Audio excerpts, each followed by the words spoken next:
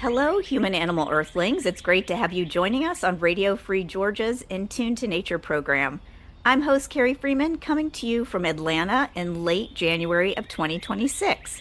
And I'm glad we're going to be talking about the important topic of the climate crisis and how it's exacerbated and driven by the human practice of farming and eating animals. Not that you hear about that very often, and that's on purpose. And we're seeing somewhat of a backlash against veganism as a solution. We'll talk about greenwashing and ask how the powerful animal agriculture industry unduly influences the knowledge and policies and values our society has about animal products and our fellow animals. And we'll talk about how that can hinder our evolution toward the ecological and just plant-based food solutions that we need. To tell us about that is Dr. Vasile Stanescu, Associate Professor of Communication at Mercer University in Macon, Georgia. He's the director of Mercer's award-winning program in speech and debate. A graduate of Stanford University, Dr. Stanescu is the co-founder of the North American Association for Critical Animal Studies, and his research focuses on greenwashing by animal agribusiness, critiques of in vitro meat and so-called quote-unquote humane meat. He has a Substack, and he and his partner Debs produce a podcast called How We Win: Achieving Animal Liberation in Our Lifetime. We'll also talk about that podcast. And the website for that is winforanimals.org. Welcome, Dr. Stanescu. Thank you. Thank you for having me. Well, let's tell our listeners how we know each other. We met more remotely, and it was like 13 years ago or something. We've known each other for a long time Yeah, at this point. Yes. Well, you wrote this fantastic book I that hopefully did. you Yes, did. Yes. Hopefully your listeners have all read I'm that I sure. think is one of the very first books in communication. And of Mm, course, both of us are communication professors. right. And your book is one of the first books in communication that took seriously the issue of animal agriculture and had kind of a practical how do aspect, not just theoretical. That's what made it so perfect for critical animal studies, but actually, Yeah. how can animal advocacy organizations do a better job communicating? And so I had the privilege of helping to edit and publish that book in the Critical Animal Studies book series. That's how I first met. Yeah, so I am in your debt for recognizing that that was my dissertation turned into the Framing Farming book on vegan advocacy. And were you, I think you were at Stanford then getting your PhD at the time. That's That's yeah. how long ago That's I right. think it was. So that's yes, Yeah, yeah. So you because say you over hadn't, 13 because now years. you live closer to me now That's and right. Now because you now live we're in neighbors. Macon. That's right. Yeah. Yes, yes. So that's awesome. So now I can, like I just recently saw him at a conference that was in Atlanta about vegetarianism, and then Yes. I was able to like go to a vegan restaurant with him and his family and meet Yes. his little son the other a few months ago. So that was awesome. Yeah, in fact, we should hang out more. We should. Yes. All right. So, Dr. Stanescu, how would you define critical animal studies for people and the way that your communication research connects with it, like in terms of what you're interested in? Exactly. So critical animal studies at its core is trying to unite both scholars and activists. And to be clear, uh, I do not mean that scholars should do anything less than be 100% based on the best peer-reviewed research, the best kind of scholarship. Absolutely. We should be unbiased. We should look at the research and we should be top-tier scholars. But what I do mean is if the overwhelming amount of evidence that we are reading, like scholars that deal with gender, like scholars that deal with race, like scholars that deal with the environment, if what we are seeing is overwhelmingly persuasive of the real problems that are impacting the world, we have a duty as scholars not just to study what is going on, but to actually to be part of the solution. So critical animal scholars are scholars who have determined that what the research says is that we have a massive existential crisis in terms of the suffering of animals, the destruction of our planet. And because of this research, we have to not only be scholars, but also to be activists. So my goal as a critical animal scholar is that every activist is a scholar Every single activist is making the best peer-reviewed data decisions they can on how to effectively achieve animal liberation. And at the same time, every single scholar is also an activist. If that is what the data says, that is what we should be achieving. That is the goal of critical animal studies. Yeah, I was an activist before this. I don't know if you kind of described yourself that way. And so I kind of was already doing animal rights and then decided to get a doctorate. So I that comes naturally to me is trying to answer these questions of how people will move towards caring more about animals and seeing themselves as an animal. That was really what I study, and choosing to look at, media culture and communication and our language and how influential that is to whether or not we see ourselves as part of the animal kingdom or whether we care about them or whether we ignore them a I lot. think that's Yeah. exactly right. And I think communication is, perhaps I'm biased, Of but I course we think are. communication is the most important discipline in Mhm. terms of achieving effective animal liberation, even though it has tended to be less focused on in both ways.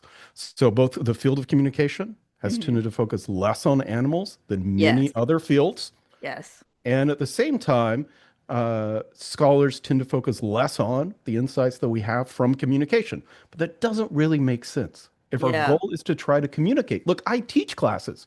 You teach classes Yeah. on like persuasion, campaign, and social movements. Yeah. Like what I study and what I teach is how other social justice movements have effectively been able to achieve real change. So Right. why don't we take that data? Why don't we learn from their successes? And why don't we implement that in vegan advocacy so that we can be successful as well?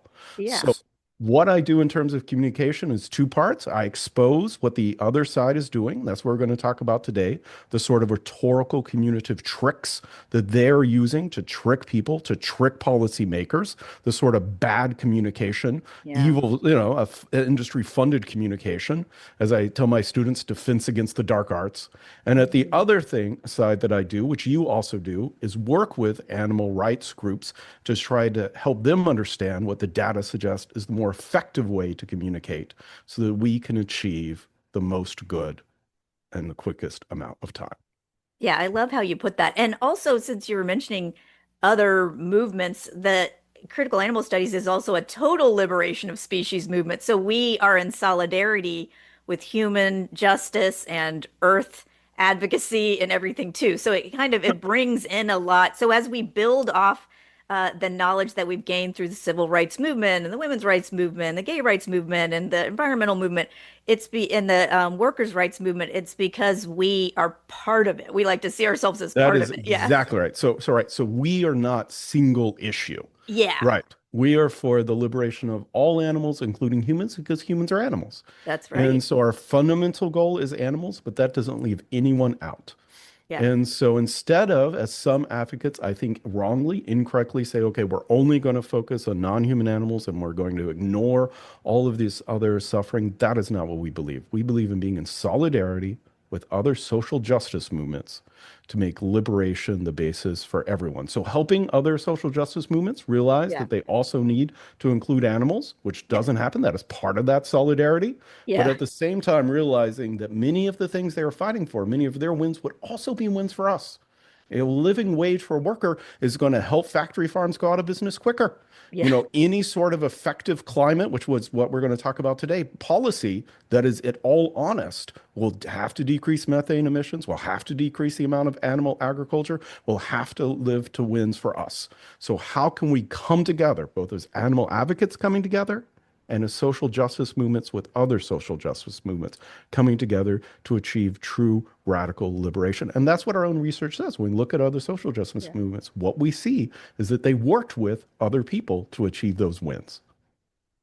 And Dr. Stanescu, you have an article that will be published in the Oxford Intersection on Environmental Change and Human Experience, and it's titled Becoming Part of the Family: Greenwashing, Animal Agriculture, and the Strategic Capture of Climate Research. And it's a disturbing case study of the Canadian Beef Cattle Research Council and this quote unquote mentorship program they fund to influence climate researchers, which ultimately frames Canadian beef production as environmentally sustainable despite scientific evidence to the contrary. Tell us about this. Like, what? what you call an industry-funded greenwashing program, which is part of the larger story of corporate money buying influence and shaping knowledge production. But what can you tell us about this particular uh, case in Canada? Absolutely. So and it's not just based in Canada, although this article focuses in Canada, but it's a Yeah. broad-based movement by animal agriculture to influence the academic work done. And so I've actually attended conferences, uh, animal agriculture conferences. Ooh, Oh, yes. Listen to their industry consultants who come and talk. One of them, this is true, was Lethbridge, had a conference on animal waste, which I'm pretty sure I was the only non-animal representative at the animal waste conference in like Lethbridge. manure and That's right, feces. manure, Yeah, yes. which is a But the huge problem. Oh yeah. Oh yeah. But the first two presentations were by industry consultants. So those two presentations absolutely dealt with bullshit, but not in the way that you would think. And so Right. what they say explicitly is, hey, we should focus on academics. Academics are relatively cheap. Mm. Academics have a certain degree of credibility within society. If we can get academics to come up and say that animal agriculture is a humane industry, as a necessary industry, and in particular, a sustainable industry, this will have real effects. This will help influence and confuse consumers. And even more importantly, this will help influence and confuse regulators and policymakers who will listen to these experts, these academics, and will actually help our industry. So the first two presentations that I went to talked about, not about how to handle manure, but how to handle the public relations related to the manure. And so that is one of the areas where I'm particularly focused on industry capture, animal agriculture, taking a page from the playbook of the fossil fuel industry, taking a page from the playbook of the tobacco industry and using it in order to influence academics, in order to trick consumers, trick regulators into thinking that the industry is humane, necessary, and sustainable. That is a clear, explicit, across Mm. the board goal. So, And in this particular article, I look at one program in Canada about a mentorship program. Now, you might think that a mentorship program would be senior academics mentoring the industry on how to do a better job. It is exactly the other way around. ah, So it is people who own factory farms, CAFOs. It is industry consultants who then pay junior academics to be mm. mentored by them about what they should research. Ooh, So it is not a mentorship program of yeah, senior academics trying to teach animal ag how to pollute less or do a better job or what yeah. have you. It is a host of researchers, including researchers explicitly studying the environmental impact of animal agriculture, who are then paid to be mentored by people with a clear vested interest in the Mm. outcome, people who literally own massive factory farms in Canada and industry consultants who then meet with them, pay them money, pay for them to go to conferences in order to influence the research that they do. That phrase, becoming part of the family, is Yeah. actually the phrase that is used by the industry talking about this mentorship program, that this mentorship program will help these researchers to become part of the family. Because they also want to say that they're family farms. I mean, not that families aren't involved in factory Right. farming, but they want to give a more of an older, smaller, kind of old-fashioned way of farming, which always hurt animals. So I don't want to glamorize that. It seems so nice, does it? Yeah, come be part of the family. Yeah, Yes. so this notion Yes. of family that's kind of a small, close-knit community, and you could be part of it. And I'm glad you mentioned the vested interest because people could say like, oh, well, academics, it's good for them to get out and like really meet people, but they need to also be mentored by environmentalists and other people too. And this mentorship seems more like buying influence. Right. So there's a few parts. So first of all, absolutely, academics often work with industry. So that alone is not Yeah. necessarily the problem. That's why I highlight, though, that what is not happening is the industry is not paying senior academics to mentor Mm, them on how to do a better job. Now, we might want some not a guardrails to make sure. two-way Right, dialogue right. of Which learning. way Yeah. does this mentorship flow? Right. So clearly, if the honest desire of the industry was to match what the industry does to science, the correct way to do that would be to pay for scientists to come and mentor them on how to do a better job. Yeah. Since they do it exactly the opposite way, the only logical conclusion is that they're trying to match the science to the industry. That is the only reason you would structure senior level people in the industry mentoring junior scientists on what to research. The Yeah. second key part is it is not my claim, and this is important, that these researchers are necessarily changing what they're researching because of industry funding. It is strategic academic capture. This is the most subtle but important part of the entire research. Instead, that may be happening sometimes, but Yeah. it's not even necessary.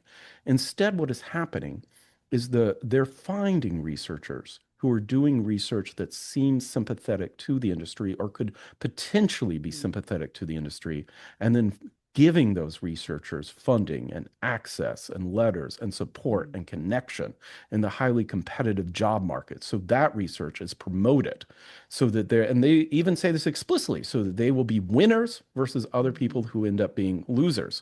So at the end of the day, these researchers might be able to honestly say that I kept my research the same way the entire time without realizing that only because that research was sympathetic to the industry did it win, and the research which was critical of the industry lost out. That is the more clever way that they're capturing the research scientist. Yeah. And that's also making me think that those of us in the university system know that our administration really appreciates us getting grants and funding because Exactly. we don't have a lot of Exactly. funding. And so I guess those of us that do critical animal studies, we just have minimal opportunities for that. So we have ultimate academic freedom, you would say, in that case. But for a lot of people, or especially if you're in the sciences, there's a lot of pressure to get grants. And so and you that may be the difference between somebody getting to keep their job and getting tenure. And so also the industry is playing off the pressures in academia and the lack of funding, you You have know, exactly hit the on it. And vulnerability of the younger academic. academics. That's right. That's right. And they even have senior academics with positions now at the government who talk about this mentorship program as being key to how they're able to quote unquote Mhm. get their job, Yeah. and then offering to give mentorship or write letters. So in the article it says, look, if a hiring board that's completely unbiased, it's two applications. And one application, which is research that ends up being positive to the industry, has grants and funding and mentorship and access and conferences and glowing letters from senior academics. And the other one, which happens to question how many cows should be raised at all, doesn't have grants and doesn't have Mm. access and doesn't have mentorships and doesn't have letters. Who gets the job? So that Right. is the overarching goal. And then the one that wins that asks these quick fix kind of questions like composting style or feed additives or giving steroids to cattle can still say at the end of the day, look, I followed my research just the way I wanted the whole time without realizing that the industry is still engaging in industry capture. It's Mhm. exactly the same way the tobacco industry did, which became the second largest funder of health industry in the 1950s after the US government, controlling research not by funding it less, but by funding it more to drown out the critical research with the sea of their own industry funded research. That is what I'm trying to document. And could you give us a little snippet? There was a campaign called Save the Birds, Eat Beef. So that was one of the things that you highlighted in your article of this Canadian Beef Cattle Research Council. Tell us what you found disingenuous or misleading about that campaign equating ranching with biodiversity. Yeah, so one of the things we're trying to point out, so most of the research that's actually published has to go through peer review, and the research itself, while slightly problematic, isn't so objectionable, right? So it's saying things like, okay, we do feed additives and that will help in terms of climate emissions, or we'll give steroids and that will help. But it It has to pass. reduces the methane that the cows are producing, which is a greenhouse gas. Is Well, that what you're yeah, saying? Exactly, Yeah, exactly. that's These what. sort of claims. All right, and perhaps could say the claims are sometimes exaggerated or not that big, but most of the things that have to pass peer review and are published aren't so objectionable. Okay. But what then happens is A, these researchers themselves will give interviews or talk to policymakers or go on industry-funded podcasts and make claims way outside of what their own research has shown. And then Mm. in addition, and this is what you're talking about, the industry will cite some of this research in massive ad campaigns that Ah, make claims way outside of anything that has ever been published. So, animal agriculture industry in Canada launched a campaign exactly about what you're talking about, which is Save the Birds, Eat Beef. And they cited research that they had helped pay for that said, look, the grasslands the cattle eat on help some birds, which is a true fact. No one disputes that. And so, because these grasslands provide habitat for some birds, they then cited this research for a mass campaign, which says what we need to do to help birds is to eat beef, which actually no research had ever said. yeah, Because in reality, animal agriculture is the number one driver calls a biodiversity loss across the board, right. as a sea of other research and United Nations own government studies have proven in a host of different ways, whether it's land use changes, whether that's increasing amounts of climate change via methane and what have you. It's the number one cause of biodiversity. So they cite one true fact to mislead people by leaving out the far larger truth. Yes, grassland helps some birds, but leaving out the fact that overall animal agriculture is the single largest cause of biodiversity loss. That's the trick. As a communication professor, we can appreciate the Yeah, cleverness of the trick. Say one true thing to hide a much bigger lie. right.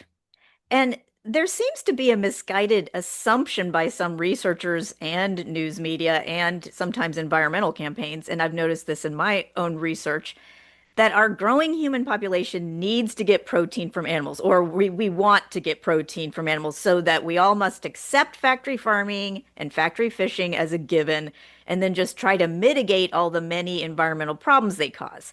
And that's a faulty premise that you discuss in your article on the Canadian Beef Cattle Research Council.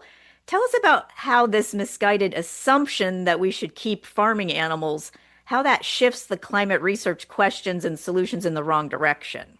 Exactly. That is the most important question in the entire podcast, because that is the biggest example of saying one small truth to hide a far bigger lie. So, overwhelmingly, the research they are funding are these sort of quick fix researches that we've already talked about. Let's change the feed additives. What if we give algae to cattle? Yeah. Let's change the composting style. Let's give steroids to the cattle.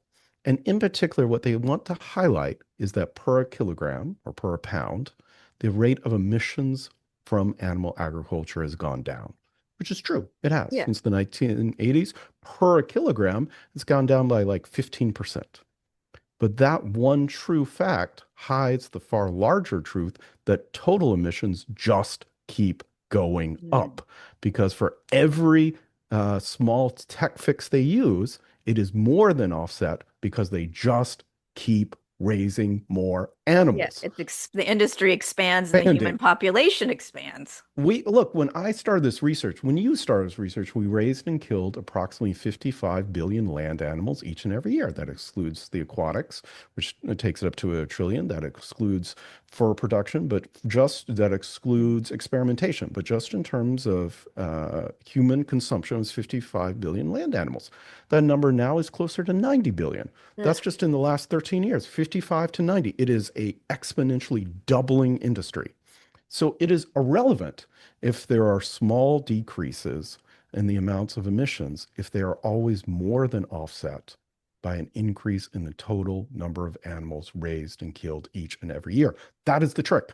And so what they want to drown out is the research that says, hey, we actually need to decrease the number of animals that are raised and killed, and we need Yeah. to increase the eating of vegetarian and plant-based options. That research exists. That is the research they're scared of. And Yeah. so, like the tobacco industry, like the fossil fuel industry before them, they're funding quick fix solutions that suggest we can solve all the problems. just by these minor changes. So we focus on that metric to Mm. hide the simple truth that we need to decrease the amount of animals who are raised and killed. And instead, they're trying to increase it. And then that affects how the news would cover like a story about Got research it. and everything, where they're like, oh, look at this scientific advancement of feeding cows this algae or something like that, instead of their larger question that you put in your paper, which is how many cows should we be producing at all? Shouldn't there be hardly any? Like, and this, I mean, this back to my framing farming book, well, and my other research on, the way the news covers farmed animals. I feel like we keep having a discussion about like how are we treating them or how can we treat them better or how can Mm, we mitigate the hmm harms instead of why are we using them like this? Like we have the right to do this?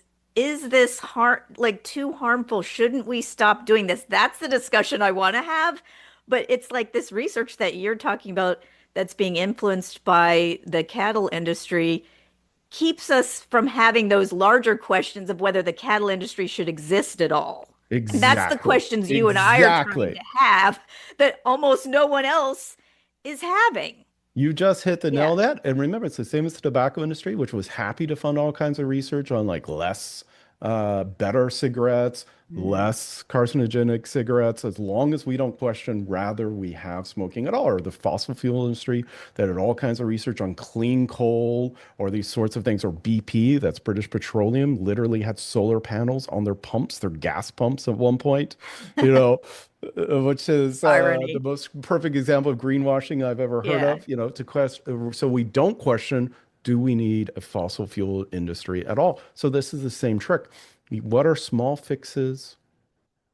What are small changes, rather that's in terms of treatment, i.e. humane washing, or rather that's in terms of greenwashing, that make us agree that we can keep the industry and grow the industry. And as framing, as we know in communication, as long as that is how the question is framed, that is their goal. They don't really care what we say after that, as long as we're only figuring out how can we keep this industry and how can we grow this industry. But in fact, there is no true valid answer to those questions. This industry cannot keep growing, and in fact, it has to shrink. And that is the simple truth they are trying to hide. If you're just joining us on Radio Free Georgia, this is In Tune to Nature, and I'm host Carrie Freeman talking about greenwashing and misleading communication strategies by the animal meat industry, impeding the needed global shift to plant-based eating. We're speaking with Dr. Facile Stanescu, Associate Professor of Communication at Mercer University in Macon, Georgia, critical animal studies and environmental rhetoric scholar, and co host of the podcast How We Win Achieving Animal Liberation in Our Lifetime. And we'll get to talking about that podcast soon. And the website for that is winforanimals.org. Dr. Stanescu, tell us about your previous communication research on public relations and lobbying strategies of the meat industry in terms of climate change denial and how that can parallel the tobacco industry strategies to deflect criticism away from the harmfulness of their products. I mean, we've already kind of touched on that, and you mentioned the fossil fuel industry too, but those are other good examples of very harmful industries that use public relations to cover up and steer the direction away from the fact that their industry really shouldn't exist. So, what are some other kind of previous public relations or lobbying strategies that you've noticed in your research? Exactly. That's exactly right. So I published an earlier article and was not in animal studies book. It was in a book on public relations and climate change. Good. And we actually got a grant, so the book's completely open access. So we Oh, can, yeah, so anyone I can read didn't. it. Okay. Yes, and Cowgate is the name. And it studies one researcher, Frank Mitholiner, who in the United States context is a particularly strong example. He's at UC Davis.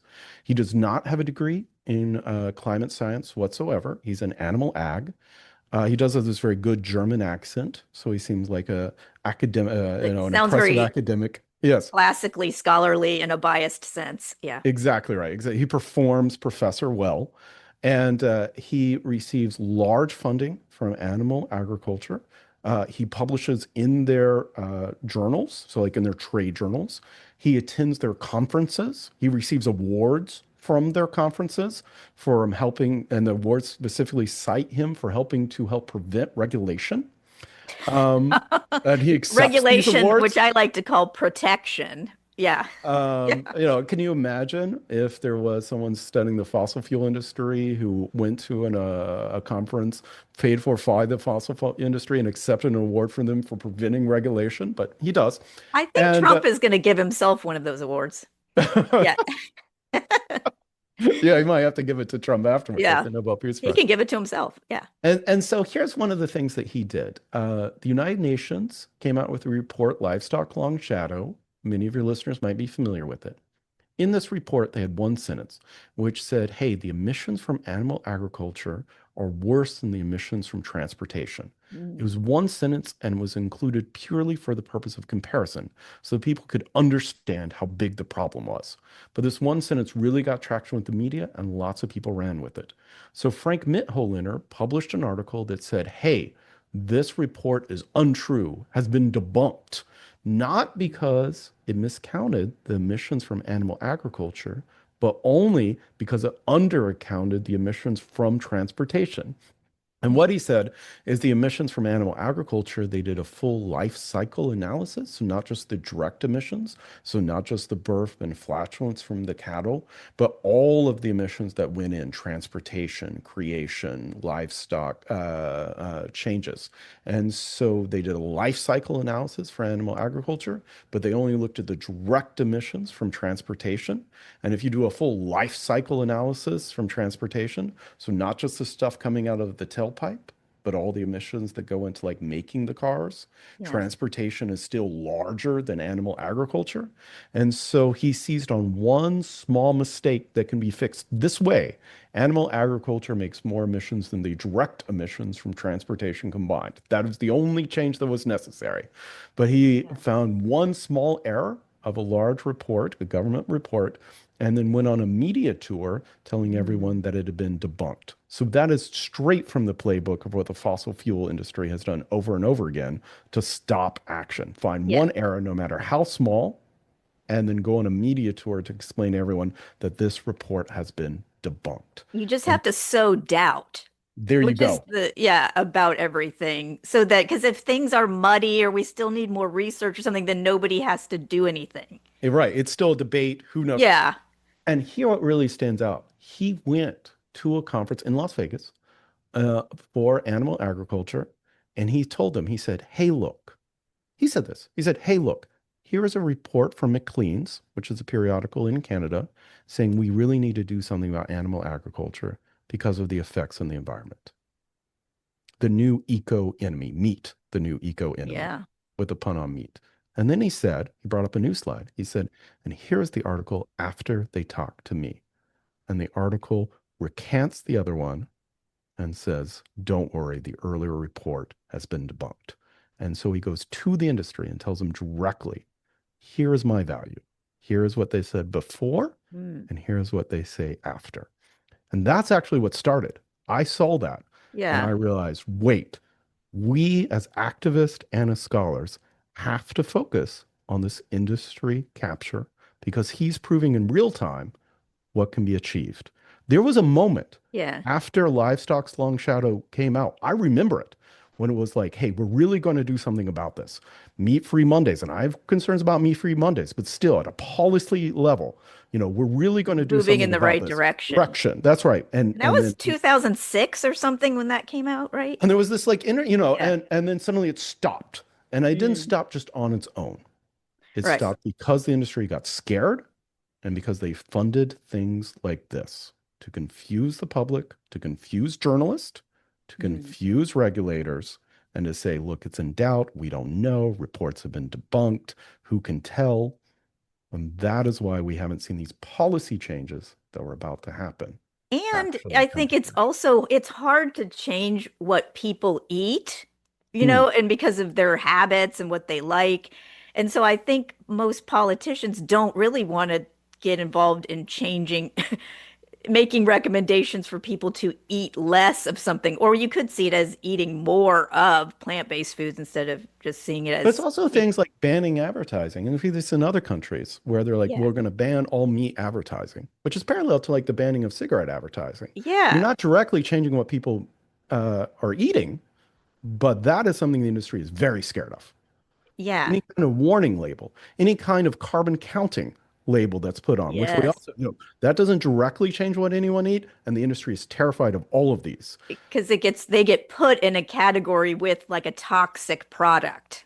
Any kind of Like negative a label. tax on it would be good too, because Exactly. This like quote unquote syntax, or this is here, as I tell you, if you want to feel um, optimistic about uh, veganism and animal rights, go to a meat conference. They are not popping champagne. They are very scared. They're very worried, should and they're very be. worried about these. Oddly, if you want to feel optimistic about the meat industry, go to an animal conference. It is two different worlds.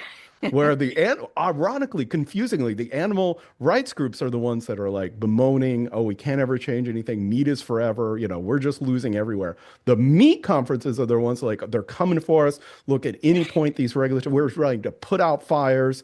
This industry. So that is what I think is most fascinating. And what they are scared of more than anything else are policy changes, cutting government subsidies, cutting government funding, actual interest on the farm bill. I mean, they are a precarious industry. The Yeah. factory farm can only exist because it violates externalized cost at every level all the time. And The it's dairy industry in subsidized. the US Yeah. alone might have already gone out of business if it wasn't for constant government funding to prop it up. Yeah. So Welfare. they're a precarious industry that is quite scared and is trying to fund academics to hide what is going on. The same as the tobacco industry. Mm. And Yes. then what? And then today it seems like, or I don't know if it's like with the Trump administration, there's more of like a bro backlash against Impossible Burgers or vegan products and back into like RFK putting steak, actual steak at the top of the Right, food chain right, when that is not recommended by any doctors and stuff, and like whole milk in the right. schools again and stuff. So, like, what's your commentary on what's happening now as also kind of a masculine cultural backlash There you go. to vegetarian foods? Yes, that's exactly right. And there's a couple of parts. So there's another article that we can include in the show notes called White Power Milk. Mm, And it's also open access. Anyone can read it. And so what it does is it charts this actually very long history. Carol Adams first talks about it in The Sexual Politics of Meat, of the effeminate rice eater and the way that meat and wealth and colonialism, masculinity, whiteness, anti-immigrant sentiment mm, has all been linked together with the consumption of eating meat mm, and consuming dairy. And so when colonialization was happening, the argument was that the British and the West and the United States were able to colonize India and Mesoamerica, not because of quote unquote racial reasons, but because their diet was so poor, lacked protein, that made them effeminate and weak, hence mm, effeminate rice eaters, effeminate rice and corn eaters. And so the beef eating British and mm, the Americans with their meat were able to dominate these other races because of our diet, which sort of cemented into this idea of masculinity and colonialism and anti-immigrant sentiment based on ever increasing amounts of meat. In the US, it's had a particular focus on dairy because yeah. of anti-Asian sentiment and because of arguments around lactose intolerance. And so here's the main takeaway I want for your listeners. The question we should be asking is if necessity is the mother of invention. What was the problem that necessitated the creation of the CAFO system? And part of that answer was to buy off the working class in the United States. The Mm, United States working class said, hey, we don't have enough money to buy meat. mm. We don't have enough money to buy meat. And eating meat is key for us being strong and masculine as opposed to these Asian immigrants And that are it's a coming in sign, it and used to be a taking over sign of us. wealth too. That's right. We are exactly. We are don't have chicken in every pot. Yeah, like Bring that's home the what bacon. Think of then how many terms link you wealth and know meat. you've made it if you can You eat can, if you animal can eat, right. products all the That's time. right. So we, the working class in the US, said we don't have enough money to buy meat. And so the solution to the problem was not to raise their wages, which of course we know have steadily declined, but to make meat ever cheaper. That Mm. is the problem the factory farm system was solved for, to exploit animals more so that humans can be exploited more. That is what we're talking about, critical animal studies, the coming together of solidarity. The intersection of the oppression of animals and the intersection of the working class in America has always been intertwined from Henry Ford out of the gate all the way through. Henry Ford studied the disassembly lines of the Chicago slaughterhouse to figure out how Ugh. to make the assembly line of the Ford slaughterhouse. It's in his own autobiography. These are not hidden secrets. Yeah. And so that problem has been cemented. People feel wealthier because they can buy ever more meat, even as the animals are treated worse. And so that is what we see now. As the economy continues to go worse, as people's actual live lives get worse, we're going to see ever more performance Mm. by Trump, by RFK of, hey guys, eat more meat, drink more dairy, feel more wealthy, even as your real life steadily gets worse. Oh man. Okay, we're in the show notes. I'm going to link to that article that you mentioned. So we're going to need to be wrapping up sometime soon, but I wanted to say that I'm interested in your podcast with your spouse, Debs, called How We Win: Achieving Animal Liberation in Our Lifetime. I really like the optimistic title. Tell us something about that podcast or what you are trying to go for each time. Is it more of these kind of strategies that you're trying to uncover? So this podcast is 100% idea from my spouse, who's non-binary devs. And we met and went vegan together. And Nice. we met and went vegan. I was already vegetarian, but we went vegan together. And we went vegan over 25 years ago. And we've spent our lives in vegan advocacy together. Nice. And what I was noticing though is I would like have these same articles we've talked about, the Yeah. Frank Holeiner piece, the white power piece, and I'd be like, hey, and we'd always done everything together, particularly in terms of vegan advocacy. I mean, that was like some of our first dates were vegan advocacy. And I'd That's be so like, hey, nice. take a look at this. And they'd be like, I want to see it. I want to see it. Yeah. And I was like, what is going on? And what they said basically is like a kind of burnout. Not that they ever stopped being vegan, not even that they stopped advocacy, but a kind of depression and burnout of like, Yeah. look, we're just going to lose. We're never going to achieve everything. And so that's what this podcast came from. And they said, Mm. okay, I can only access this information if we focus not on why we are losing, but Mm. on how we can win. And I realized if that is true for devs, that is true for countless other Yeah. activists. And so that is the premise of the podcast. As academics, we're trained critical thinking, Yeah. criticize. Here's why this won't work. Here's why this won't work. Here's why this won't work. And that's necessary. And we have to do it. Humane meat won't Yeah. work. Lab grown meat won't work. There's lots of things won't work. But if we actually want to achieve our study of real social justice movements that have achieved, all of them have also a component that said, but here's what will work. Yeah.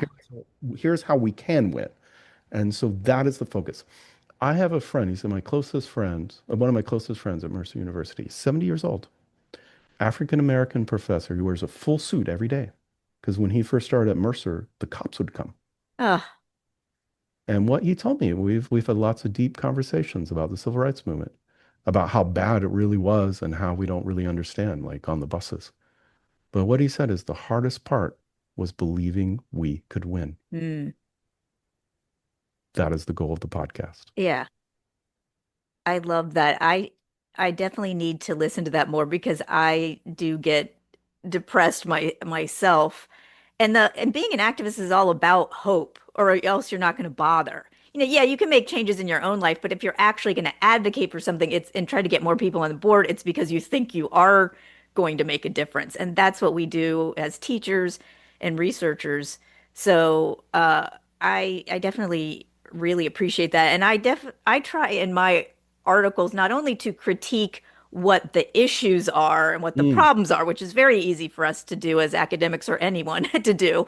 But then, like, what's wrong with the news? What's wrong with this movie? What's wrong with these advertisements? But then, okay, well, then what should the advertisers do? What should the movie makers do? What should the journalists do? What should the activists do? I try to give recommendations at the end. I want to kind of not just diagnose, but prescribe. There you go. So, Yeah. yeah, Yeah. Yeah. That's what makes us scandalous academics. That's what I loved about your first scandalous. book. Yeah.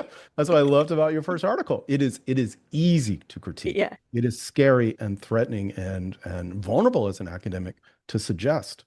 yeah. But if we want to actually achieve real change, that is what we have to do. Yeah. I call That's it what the being time is for. bossy, but I think it's important. Okay, so last question, Dr. Stanescu. As we wrap up, can you tell any interested listeners how they could be part of achieving animal liberation and addressing the communication challenges that are hiding this moral and ecological crisis of farming animals? Sure, I have a few ideas. So one idea is what I started with, that I think every scholar should be an activist, but every activist should also be a scholar. And a scholar is different than an academic. An Yeah, academic's a job yeah. that's you pretty much need a PhD to be able to do. A scholar is something anybody can do. And so people need to be making the best evidence-based ideas on what will actually work, evidence-based science, evidence-based what have you. And not just listening to someone who claims that this is the evidence base, but what does the data actually really say? And Carol Adams does not have a PhD. She's a fantastic scholar. There's Yeah. countless other examples of people who can do real scholarship. So, what does the scholarship say about cage-free eggs? Does it actually match what we are being told? Does it actually really help chickens? Is it really a viable strategy? What does the scholarship actually say about lab-grown meat? Is it really sustainable? Is it better for the environment? These are the sort of questions I think activists need to be figuring out to some degree on their own. Go to Google Scholar, read these things, figure out what is the true evidence of what we think will actually work. Um, a second thing that I will say is building solidarity within the movement and within each other. Mm. Something I say all the time is one of the best things you can do for animals is to be kind to another vegan. Uh, so one of the things that, we look at other social justice movements. Yeah. I mean, getting beaten and hosed at a lunch counter wasn't something they did Mm. spontaneously. That took lots of work beforehand. It took lots of work together afterwards. Yeah. And the word they use, not my word, their word was love. Mm. Building love with each other. Yeah. Look, I've been vegan over 25 years. No one who eats meat has ever thanked me for being vegan. Why would they? The only person who is ever going to thank another vegan for being vegan is a vegan. And I can tell you by the data, without a doubt, today, there is a vegan who is thinking about stopping. Mm. We don't exactly have a recruitment problem as much as we have a retention problem. Retention. Yeah. And one of the major reasons why we don't have this retention is vegans feel alone, Mm. isolated, marginalized, like my own partner, a kind of burnout, that Yeah. what they do doesn't matter. And the only people who can tell vegans, we care about you, we believe in you, we are so thankful for you, we love you, are us. More than anything Yeah. else, that is the message I want to get out to other vegans. We are Wow. in this together. And join us. Yeah, you can join us even if it takes a while to get to where you feel like you could earn the label vegan like as much as you're trying. That's awesome. So I love that. I actually had never really thought about that. I only think more about how, yeah, sometimes you feel socially pressured just to eat what everyone else is eating, or they don't have things for you to eat, and so you get marginalized in those ways. And it can be a little harder. But if you're really committed, you just keep doing it like I have. And it's been actually 30 years now for me. And Mm, so I'm like super proud of it, and mhm. I do try There to you tell go. people that the Yes, pride, I thank myself, I guess, like right. I'm really proud of doing this, and I want more people to get on board because then it's easier for all of us, the more of us do this and the more institutions cater and replace animal products You with exactly plant-based hit on it. products, Yes. then it just becomes everything becomes more positive. So yeah, but I mean, I'd like everyone to thank a vegan, even people who haven't kind of gotten there yet. Although I will say, last thing I'll mention is I remember meeting a vegetarian. So this would have been in like 1990 or something. Mm, And she was in my sorority, and I wanted to be vegetarian and vegan, but I just wasn't ready yet, or we were on a food plan. I didn't have my own kitchen or something. And so I remember just being really impressed by her and telling her, that's so mm, great that you're doing that. mm, So I do sometimes hear that. And I remember mm. telling this young woman that, like, I wanted to do what she was doing. And so I did thank her all those many years ago. And I did emulate her and some other Right. people I met at University of Florida. Even though it took me, years to get there, I did it. And so, like, also, we're role models, for other people. And so Exactly. that's That important. is how social change actually happens. It doesn't happen in these small incremental steps. That is not what we see. Mhm. It happens in burst, punctuated equilibrium. And what most people want is just to be normal. They Yeah. aren't saints and they aren't villains. There are saints, they are villains, but that's not most people most of the time. What most people want most of the time, why do most people eat meat? Dot, dot, dot, because most people eat meat. Mm. So And it's exactly, I say we're there. mole walls. If we can shift that norm, if we can shift that window and make suddenly, okay, we have pushed the envelope and the new norm is veganism. That is how we win. Exactly. Well, that's the end of our show, but I want to thank you, Dr. Vasile Stanescu, for being with us on Radio Free Georgia's In Tune to Nature program. Thanks for the work you do as a critical animal studies professor in communication, advancing animal liberation strategies. And the website is winforanimals.org. And let me Thanks. just end with the thank you for you. You Yes, have thank a written vegan. you have written a fantastic book that I Oh, have enjoyed reading, that has influenced many people, that many thank people have you. talked to me about because it has influenced them. Wow. Yes, your friendship has meant a lot to me. Your Nice. commitments to animal liberation match deeply my own. As another Yeah. communications professor, I look to you as a kind of role model of how good activism and activism can go together. Oh, And when wow. we were at that conference together, you gave a presentation that exactly matched what I wanted to say. So I want Ah. you to know how much I appreciate you, the work you're doing, and this podcast. Wow, I am so happy I had you on the show. That was so nice. And I feel the same way. Like, I am just so excited. I think this is one of the most interesting podcasts, thanks to you and your knowledge and your energy. So I'm sure our listeners agree. And I want to thank also our listeners for tuning in Tune to Nature, broadcasting every Wednesday at 6 p.m. Eastern Time online at wrfg.org and on Atlanta radio station 89.3 FM. I record from Atlanta in the foothills of the Appalachia Mountains in the Muskogee Creek Territory and former range of the Red Wolf, now home to some coyote families and a million squirrels. You can access action items, news, and podcasts on the show's website, wrfg.org/intune to nature. The views and opinions expressed in this show do not necessarily reflect those of WRFG, its board, staff, or volunteers. I'm one of those volunteers. I'm host Carrie Freeman, asking you to please support independent, non commercial media like Radio Free Georgia. And remember to take care of yourself and others, including other species like the billions of individuals our society farms for their bodies, babies, eggs, milk, skin, and feathers. Thank you for listening. Cheers.